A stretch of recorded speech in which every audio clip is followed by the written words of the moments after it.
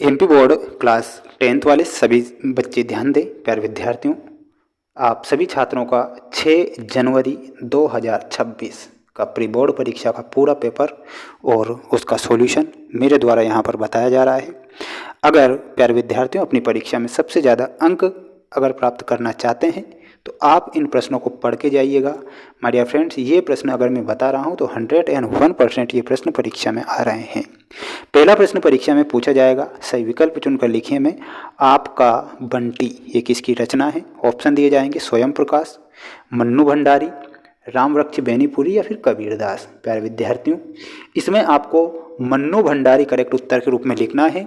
आपका बंटी ये मन्नू भंडारी जी की रचना है, तो मन्नू भंडारी आप करेक्ट उत्तर के रूप में करके आएंगे। माय डियर फ्रेंड्स, अगर मेरी ये मेहनत आपके लिए अच्छी लगती है तो आप वीडियो को लाइक करके चैनल को जरूर सब्सक्राइब करें।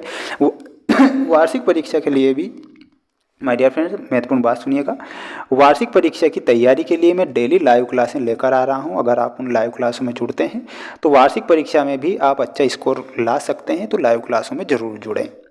प्रगतिवादी कवि हैं तो प्यारे विद्यार्थियों नागार्जुन प्रगतिवादी कवि हैं, शिवमंगल सिंह प्रगतिवादी कवि हैं और त्रिलोचन भी प्रगतिवादी कवि हैं। यानी कि इनमें से सभी ये करना है, यानी कि ये आपका सही होगा। सूर्यकांत त्रिपाठी निराला, प्यारे विद्यार्थियों सूर्यकांत त्रिपाठी निराला का जन्म कब होता है, तो सन 1899 में सूर्यकांत त्रिपाठी निराला का जन्म हुआ था, तो 1899 करेक्ट ध्यान रखना है। कलम का जादूगर, रामवृक्ष बेनीपुरी को कलम का जादूगर कहते हैं, तो यहाँ पर रामवृक्ष बेनीपुरी करेक्ट ध्यान रखना है। माय डियर फ्रेंड्स, अगर मैं आप बच्चों के लिए इतनी मेहनत कर रहा हूँ तो क्या आप इस वीडियो को लाइक कर सकते हैं? अगर हाँ तो आप वीडियो को लाइक ज़रूर कीजिएगा। वार्षिक परीक्षा की तैयारी भी मैं करवा रहा हूँ, आपके लिए बेस्ट से बेस्ट चीज़ें लेकर पीडीएफ भी लेकर आ रहा हूँ। आप पीडीएफ कहाँ पर मिलेंगे, तो पीडीएफ की जानकारी सुन लो, याद आ गया मुझे। हमारा ऐप है माय डियर फ्रेंड्स, इसका नाम है मेंस एजुकेशन ऐप। कौन सा ऐप है? मेंस एजुकेशन ऐप है माय डियर फ्रेंड्स। लिंक मैंने डिस्क्रिप्शन में दे रखी है, तो पीडीएफ भी आपको वहाँ पर मिल जाएंगे। ठीक है, तो पेपर के पीडीएफ मिल जाएंगे, पेपर मिल जाएंगे, स्टडी मटेरियल मिल जाएगा, जमाने की चीज़ें मिल जाएगी, आप बस पढ़ लीजिए। बालक तारकेश्वर नाथ को उसके पिता टीका लगाते थे। किसका टीका? भभूत का टीका वो लगाते थे, तो यहाँ पर आपको भभूत लिखना है। कहानी के कितने तत्व होते हैं? कहानी के 6 तत्व होते हैं। प्यारे विद्यार्थियों, आपको कहानी के कितने तत्व बताना है? 6 तत्व बता देना है सभी छात्रों को। 6 तत्व कौन से होते हैं? कथा वस्तु होती है, चरित्र चित्रण, संवाद योजना, वातावरण, भाषा शैली और उद्देश्य। ठीक है, ये ध्यान आपको रखना है और अच्छे से मेहनत कर लेना है। अगला प्रश्न ये रहा आपकी स्क्रीन के सामने और आप सभी बच्चे इन्हें देख सकते हैं और अच्छे से याद इन्हें कर सकते हैं। गद्य की 3 गौण विधाओं के नाम लिखिए। प्यारे विद्यार्थियों, गद्य की गौण विधा के बारे में पूछा है, तो गौण विधाएं कौन कौन सी हैं मैं आपको लिखकर बता देता हूं, आप अपनी कॉपी में जरूर लिखिएगा।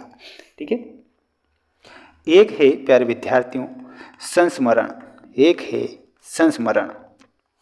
दूसरी हो जाएगी आपकी प्यारे विद्यार्थियों रेखा चित्र, रेखा चित्र। और 3 के बारे में पूछा है तो आप एक जीवनी भी लिख सकते हैं, जीवनी। कवि के अनुसार किस ऋतु की आवा अट नहीं रही है, तो इसमें आपको फागुन ऋतु या फिर बसंत ऋतु लिख सकते हैं। फागुन। कवि नागार्जुन का वास्तविक नाम क्या था? इसमें आपको वैद्यनाथ मिश्र लिखना है, वैद्यनाथ मिश्र। रिपोर्ताज किस भाषा का शब्द है? तो रिपोर्ताज माय डियर फ्रेंड्स ये एक फ्रेंच भाषा का शब्द है, तो यहाँ पर आपको फ्रेंच लिखना है। स्क्रीनशॉट तो ले ही लें, पढ़ लें, याद कर लें। काशी किसकी पाठशाला है? तो काशी संस्कृति की पाठशाला है, तो यहाँ पर आपको संस्कृति लिखना है। ठीक है, तो स्क्रीनशॉट ले लीजिएगा, अच्छे से पढ़ लीजिए, अच्छे से मेहनत कर लीजिए। मैं तो यही कहूँगा कि अगर मेहनत करेंगे तो अच्छा फल मिलेगा, है ना। हिमालय की तीसरी सबसे बड़ी चोटी का नाम है कंचनजंगा, लिखना है कंचनजंगा। ठीक है, अगला प्रश्न ये रहा आपकी स्क्रीन के सामने, जिसमें आपको दिए गए हैं रिक्त स्थानों की पूर्ति कीजिए। दोहा छंद की प्रथम एवं तृतीय पंक्ति में कितनी मात्राएं होती हैं? तो इसमें आपको लिखना है 13-13। प्रतिमा बनाने वाले का क्या नाम था? तो इसमें आपको लिखना है मोतीलाल। लेखिका मन्नू भंडारी का जन्म कहाँ पर होता है? तो इनका जन्म हुआ था भानपुरा में। गोपियाँ योग को के समान मानती हैं। तो गोपियाँ जब उद्धव गोपियों को संदेश दे रहे थे योग का कि प्रेम में कुछ नहीं रखा है, तो आप योग का संदेश लीजिए, तो उन्हें कड़वी ककड़ी जैसा लग रहा। शीला अग्रवाल की प्राध्यापिका का क्या नाम था? प्यारे विद्यार्थियों, इसका आंसर आपको कमेंट बॉक्स में देना है। और वहीं अगला है, ओज गुण रस में मिलता है।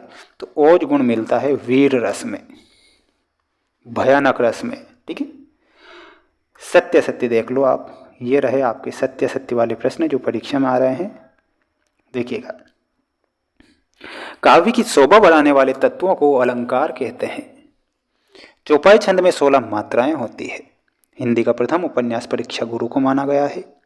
आदमी ने सबसे पहले आग का आविष्कार किया। मूरत मधुर मनोहर दे की अनुप्रास। छायावाद का आरंभ 1920। बिल्कुल, ये हमारे सारे के सारे क्वेश्चन सत्य हैं, आप इन्हें सत्य करके आएंगे। वहीं अगला प्रश्न ये रहा आपकी स्क्रीन के सामने। प्रश्न देखिएगा, प्रश्न पढ़िएगा और ध्यान से याद कीजिए। संस्कृति जो पाठ है ये भदंत आनंद कौशल्यान के द्वारा लिखा गया पाठ है। मैं क्यों लिखता हूँ? प्यारे विद्यार्थियों, ये किसकी रचना है? ये अज्ञे की रचना है। मानवीय क्रियाओं का आरोप, इसमें आपको मिलाना है मानवीकरण अलंकार। लखनवी अंदाज, इसमें मिलाना है आपको यशपाल। हास्य का स्थायी भाव हास होता है। ये आपकी जोड़ी हो चुकी है। आप इस जोड़ी का स्क्रीनशॉट ले लीजिए। पीडीएफ की जानकारी भी दे दी है।